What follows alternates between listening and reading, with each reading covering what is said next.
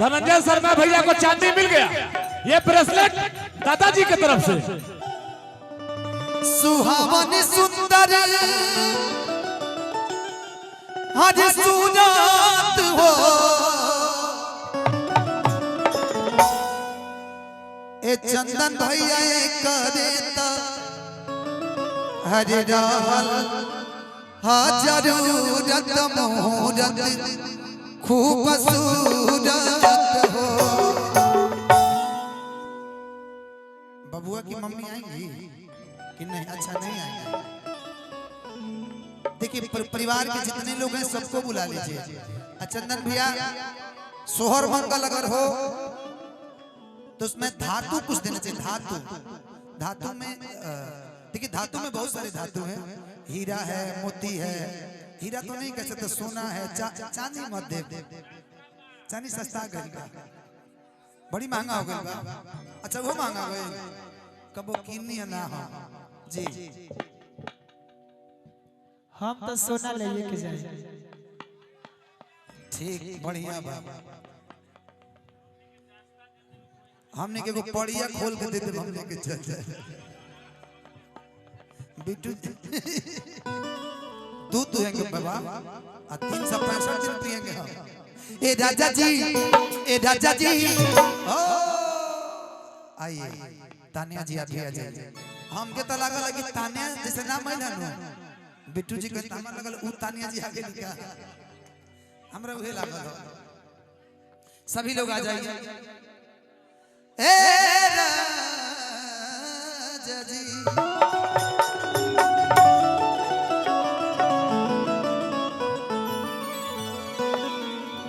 पहला बेर जब हम भोजपुरी में बबीता जी के सुननी तब पहले क्या के एगो गाना वायरल भइल। ओकरा बाद जब वायरल गाना के बाद जब हमरा रेंज सुने तो हमार माथा हिल गया। रौरा रेंज के हमर लगा था बहुत कमे कलाकार होइले भोजपुरी में। एकरा खातिर रवा के दिल से अभिनंदन बा। ऐसे ही रुआ पताखा लहरोले रही अपन।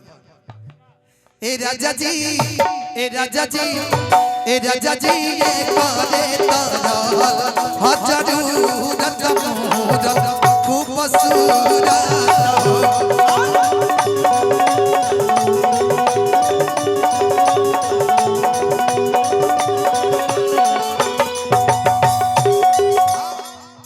ऐसन मनोहर मंगल मुहूर्त सुहावन सुंदर सूरत सुहावन सुंदर सूरत हो।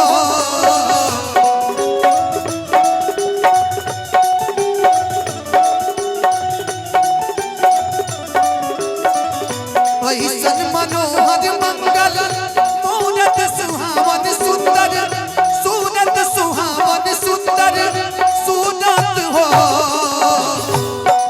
अच्छा तन्या जी रघुआ लइका तो स्वर गवा के बोले हम कनो। हां सोहर गवा के बोले हमरा के गारंटी कर नहीं के। देखिए कहत रही गारंटी थोड़ी बा। हां अच्छा ई तो हमरा पर छोड़ न दी, हम जब मर्जी तब करा देब रघुआ। अबे कहीं ना के बीच में से टिकवाई दे रघु के। ए राजा जी, ए राजा जी, ए राजा जी ये करे तरहल जरूरत मुहूर्त खूब सूरत हो।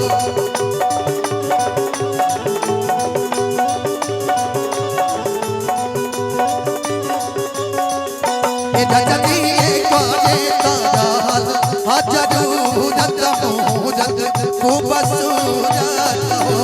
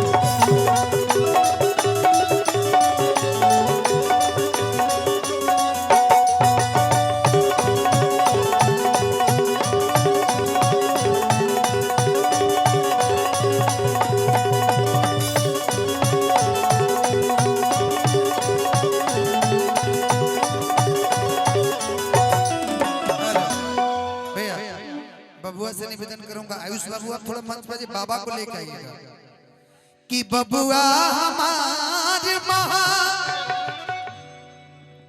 चंदन भैया रौरो खरमास लाग गइल बा हमनी के तो लागले बा पूरा कलाकार के खरमास लेकिन रौआ खरमास ना लगे कि बबुआ हमार महा तहार सब कुछ ठीक हो गइल बा सिंदूर लौकता राज होई है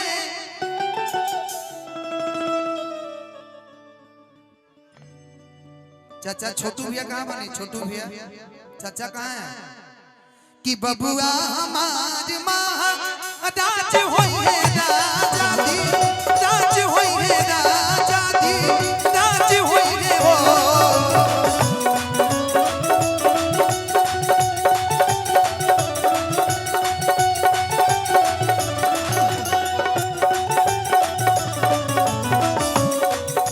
छोटू चाचा से निवेदन बा कि छोटू चाचा कहाँ है छोटू चाचा हमारे बात सुनो तो किधर मंच पे आ जाए बबुआ हमार महाराज होई है राजा दी राज होई है राजा दी राज होई है हो हे ललना चाचा इधर आइए चाचा लेके दिलवाले लग रहा है चाचा दिलवाले के साथ साथ पैसे वाले भी लग रहा है हे ललना हिंद के सितारा इतसियम हुई है ओह से ऊपर पियम हुई है हो हे ललना हिंद के सितारा इतसियम हुई है ओह से ऊपर पियम हुई है हो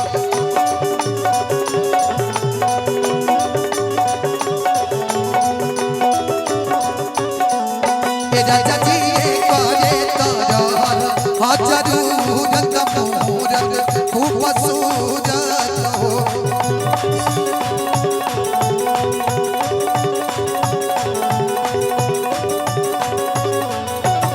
हेलो रुक जाइए एक लाइन और परिवार सभी लोग ना आए ना आपकी मम्मी नहीं है अभी तक तो बुला लीजिए अच्छा वो नहीं आएंगे कोनो बात नहीं धनंजय भैया हाँ जन्मदिन 3 तरीका से अगर अपना से केहू बड़ बा तब पैर छुके अगर जोड़ा पड़ी के बाद तो ओकरा के पीट पाट के अगर छोट बा तो ओकरा के नचवा के वो हम करते नहीं गलती ना नु ना ना कि बबुआ हमारे महा राज हुई है हरे राजा धी राज होई है हो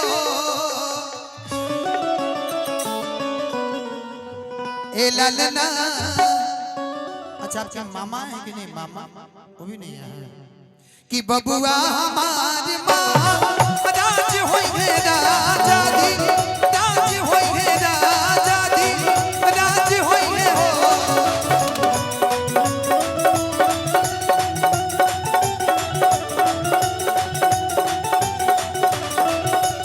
थोड़ा सा ए ललना ए ललना धातु में हीरा पोखराज हुई है सिरावा के ताज हुई है क्या बात ए राजा जी करे तरह जरूरत मूरत खूब सूरत हो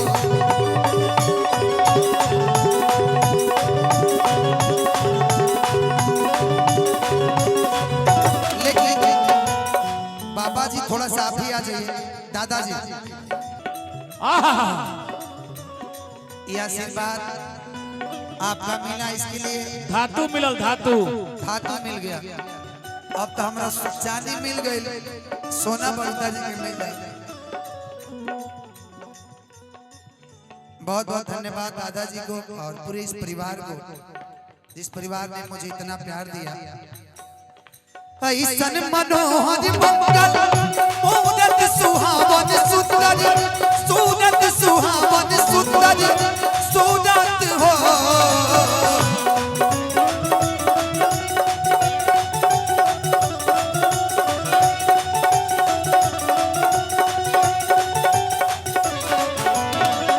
ए राजा जी ए राजा जी ए राजा जी ये करे तारा जरूरत मुहूर्त खूब सूरत हो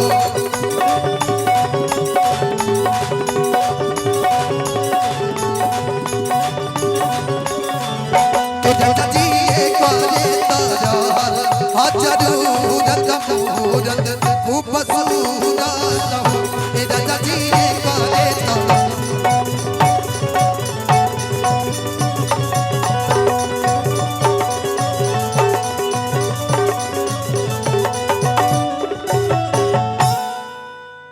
देखिए बबुआ के चाचा काहे के 100 रुपए देके बेइज्जती कराओ तारी महाराज।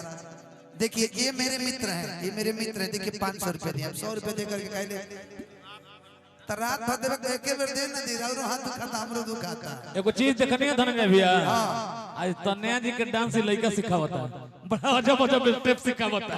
हां एकदम तो सीखते हैं, स्कूल में भी क्लास चलता है, सर भी क्लास देते रहते हैं ना, साल में एक बार होता है भाई फंक्शन।